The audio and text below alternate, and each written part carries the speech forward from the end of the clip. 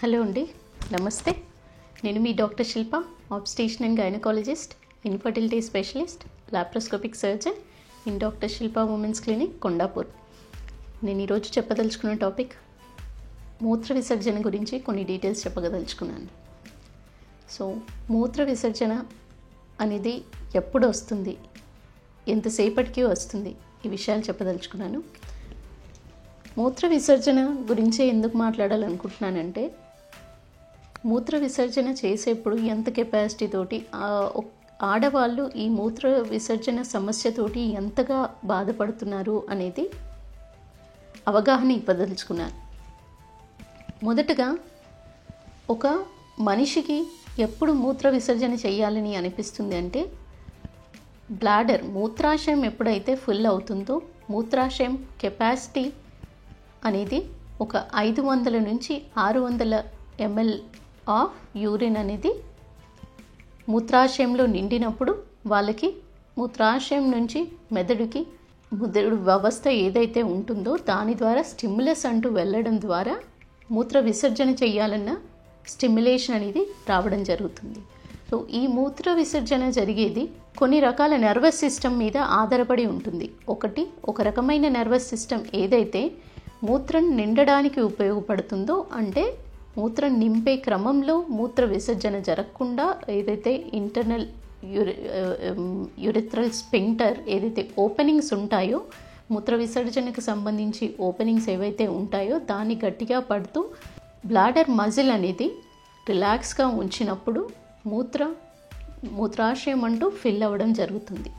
ఎప్పుడైతే మూత్రాశయంలో పూర్తిగా 500 నుంచి 600 ml వరకు ఫిల్ అయిన తర్వాత, ఎప్పుడైతే మూత్రాశయం నుంచి స్టిమ్యులస్ వెళ్తుందో మెదడు రిలీజ్ చేసి కొన్ని రకాల హార్మోన్స్ అండ్ నర్వస్ స్టిమ్యులస్ ద్వారా వచ్చే స్టిమ్యులస్ నుంచి మూత్రాశయం యొక్క మజిల్ అనేది కాంట్రాక్ట్ అవ్వడం జరుగుతుంది. అంటే ఒత్తిడి అనేది పెరుగుతుంది. అప్పుడు మూత్రాశయం నుంచి వెళ్ళే మూత్ర ద్వారం ఏదైతే ఉంటుందో అది ఓపెన్ అయ్యి మూత్ర విసర్జన అనేది ప్రక్రియ జరగడం జరుగుతుంది. సో ఈ మూత్రాశయంకి సంబంధించి, మూత్ర విసర్జనకి సంబంధించి దేని మీద ఆధారపడి ఉంటుంది అనేది చెప్పదలుచుకున్నాను. ఈ మూత్ర విసర్జన అనేది కంట్రోలింగ్ పవర్ అనేది ఒక 4 సిస్టమ్స్ మీద ఆధారపడి ఉంటుంది. ఒకటి నర్వస్ సిస్టమ్. ఇంతకుముందు ఏదైతే స్టిమ్యులస్ గురించి మాట్లాడానో, మూత్ర విసర్జన స్టిమ్యులస్ నర్వస్ సిస్టమ్ మీద ఒకటి అయితే, మజిల్ స్ట్రెంత్ మీద ఒకటి. అంటే మూత్రాశయంకి సంబంధించిన మజిల్ కానివ్వండి, మూత్రనాళానికి సంబంధించిన మజిల్ కానివ్వండి, దాని మీద ఆధారపడి ఉంటుంది. మళ్ళీ దానితో పాటు దానికి వెళ్ళే రక్త ప్రసరణ, మూత్రాశయానికి సంబంధించిన రక్త ప్రసరణ ఎలా ఉంది దాన్ని బట్టి ఆధారపడి ఉంటుంది. ఇంకొకటి, యూరిన్ ఇన్ఫెక్షన్స్ రాకుండా, అంటే లోపల ఏదైతే మూత్రాశయంలో నిండిన యూరిన్ ఇన్ఫెక్షన్ జరిగినప్పుడు కూడా మూత్ర విసర్జన ప్రక్రియలో మార్పులు అంటూ జరుగుతాయి. మూత్ర విసర్జన ప్రక్రియలో ఎప్పుడైతే మార్పులు జరుగుతాయో, అంటే మూత్ర విసర్జన ప్రక్రియలో ఎప్పుడైతే ఇబ్బందులు అంటూ మొదలవుతాయో, ఆ ఇబ్బందులు గుర్తించడానికి ఒకటి, మూత్రం అంటూ కంట్రోల్గా ఉండకపోవడం ఒక కారణమైతే దాన్ని ఇన్కాంటినెన్స్ ఆఫ్ యూరిన్ అంటారు.